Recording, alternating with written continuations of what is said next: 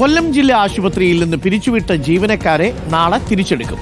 വിവിധ വകുപ്പുകളിൽ ജോലി ചെയ്തിരുന്ന 73 താൽക്കാലിക ജീവനക്കാരെയാണ് ഇന്നലെ പിരിച്ചുവിട്ടത്. അപ്രൈസൽ കമ്മിറ്റിയുടെ നിർദ്ദേശപ്രകാരമാണ് ഇവരെ തിരിച്ചെടുക്കുന്നത്.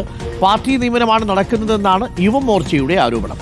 ദിലീപ് ദേവസ്യയുണ്ട് കൂടുതൽ വിവരങ്ങളുമായി. ദിലീപ് ദേവസ്യ, പിരിച്ചുവിടപ്പെട്ടവർ എങ്ങനെയാണ് അത്ഭുതകരമായി തിരിച്ചുവരുന്നത്?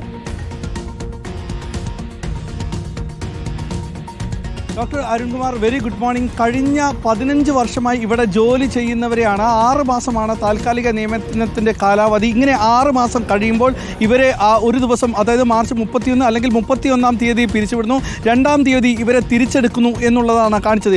ഇപ്പോൾ ഈ 73 താൽക്കാലിക ജീവനക്കാർ ആശുപത്രിയിലെ ഗവൺമെൻറ് വിക്ടോറിയ ആശുപത്രി കൊല്ലത്താണ്. ഈ വിവിധ വകുപ്പുകളിൽ ജോലി ചെയ്യുന്ന ആളുകൾക്കാണ് ഇപ്പോൾ പിരിച്ചുവിടൽ നോട്ടീസ് നൽകുകയും ഇവരെ നാളെ ഏപ്രിൽ 2-ാം തീയതി തിരിച്ചെടുക്കുകയും ചെയ്തു. ഇതിൽ നിന്ന് പറയുന്നത്, അതായത് യുവമോർച്ച പറയുന്നത് ഇങ്ങനെയാണ്: ഈ എംപ്ലോയ്മെന്റ് എക്സ്ചേഞ്ചിനെയും അതേപോലെ തന്നെ PSCയെ നോക്കുകുത്തിയാക്കിക്കൊണ്ട് സഖാക്കളുടെ ആളുകൾക്ക് നിയമനം നൽകുന്നു എന്നാണ്. യുവാക്കൾക്ക് മറ്റൊരാൾക്ക് അവസരം ഇവിടെ നൽകുന്നില്ല അല്ലെങ്കിൽ ലഭിക്കുന്നില്ല എന്നുള്ളതാണ് യുവമോർച്ചയുടെ പ്രധാന ആരോപണം. കഴിഞ്ഞ 15 വർഷമായി തുടർന്നുകൊണ്ടിരിക്കുകയാണ്. ഈ 15 വർഷമായിട്ട് ഇതുവരെയും മറ്റൊരാളെ പോലും അവിടെ നിയമിക്കാൻ സാധിച്ചിട്ടില്ല.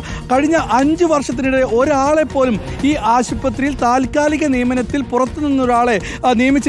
സാധാരണഗതിയിൽ ഇത്തരം നിയമനം നടക്കുമ്പോൾ അത് പത്രത്തിൽ വിജ്ഞാപനം ചെയ്യേണ്ടതുണ്ട്, അതിനുശേഷം ഇൻ്റർവ്യൂ നടത്തേണ്ടതുണ്ട്.